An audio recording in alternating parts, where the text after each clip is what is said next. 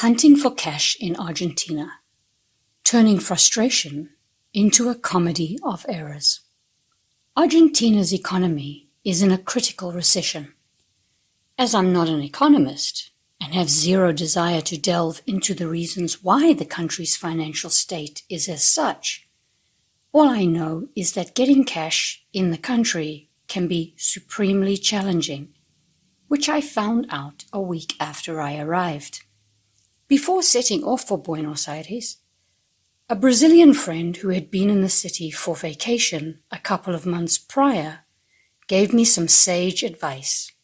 Use Western Union. He informed me that due to the economic hardships, the currency exchange rates fluctuated at an unprecedented rate for those used to relatively stable economies. As such, trying to draw cash out of the ATMs presented two problems: a low exchange rate and the fact that the machines could be out of money. I asked a friend to wire me some money from her Canadian Western Union account, and while I waited for the transfer to come through, I found a "cambio, cambio," the common phrase yelled out repetitively as visitors wandered down the streets in the tourist areas.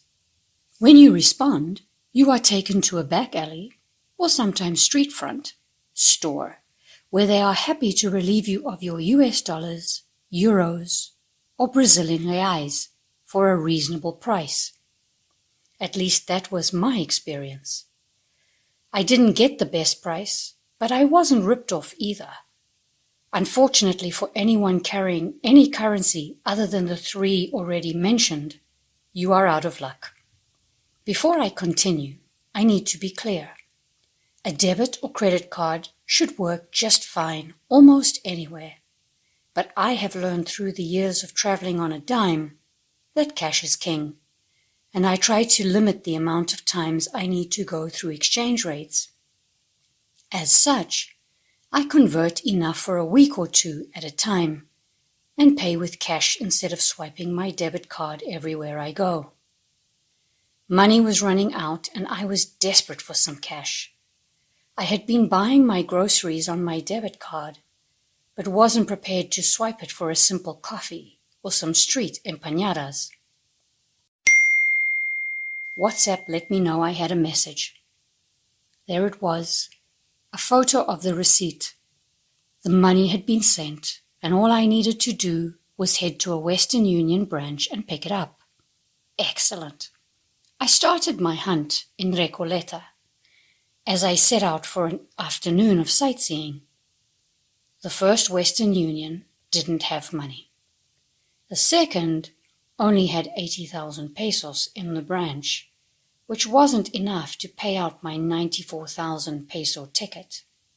The next two branches were sin sistema, not on the system, so they couldn't connect to my ticket. The following two also didn't have enough money to fill the order. Laughing at my situation, despite feelings of frustration, I continued to pound the pavements of Buenos Aires, sending updated voice messages to my Canadian friend, recounting my comedy of errors. I must interject a little nugget of wisdom here. 10 years ago, I would have been beside myself with anger at the situation, getting madder than a wet hen with each failed attempt. Getting older is a glorious thing, as with it, you gain more and more perspective. Additionally, living a life where I have had very little control over certain outcomes, being an immigrant comes to mind, has made me more patient. Despite being all wise and patient and stuff, I still needed a break from the struggle and set off for the supermarket to get food, returning to the apartment to cool off from the summer heat before heading out to try again. Western Union branches don't pay out after 6 p.m., so I was running against a ticking clock. Groceries nestled into my backpack and shoulder bag. I hustled home, trying my luck as I passed one more Pago Fácil sign. I was not successful, so I took a break. Unpacking my groceries and cooling off in the AC did wonders for my trials and tribulations, as did a late lunch and a mindless hour checking social media and surfing the net. I regained my strength and set out again. The first stop was to my quote-unquote friend, a sweet gentleman who had battled very little English skills to help me on my first day in the city regarding making a Western Union transfer. Guess what? Nope, they're on the system. Nope, they seem to have money. A new reason for not being able to pay out reached my ears. They were on vacation for the next 2 weeks. You got it. Stationery was being sold and customers were being served, but it appears that the Western Union part of the operation was now on vacation. Now what? I had pinned my hopes on this chap being as helpful as before. I searched for another office on my phone. There was one only a few blocks up and over. Okay, here we go again. As I entered the convenience store to head to the cashier's window tucked in the back, I held very little hope of it working. There sat a woman in her mid-40s. In my very broken and basic Spanish, I asked if she was on the system, and she was. Great. Step 1 was successful. I held my phone up to the window with the amount that I needed to pick up. Did she have that much cash? Again, I was greeted with a, "See?" Could my ears be deceiving me? Was it possible that I was about to be successful after 8 failed attempts to collect my $100? Necesito una copia de su pasaporte, she said. What? I was holding the original document in front of her eyes. Nope, she needed a copy of my passport to do the transaction. ¿Puedo hacer una copia aquí? Can you make a copy here? I stumbled through the question. No, she exclaimed. Well, this is a new problem to face. She told me that there was a copier in the store next door, so I headed over to get one. The young gentleman there seemed very eager to help, and 160 pesos later, I had a copy of my passport and the address of the Western Union main office in the city, which, he claimed, would be the best place for me to collect money in the future. Muchas gracias.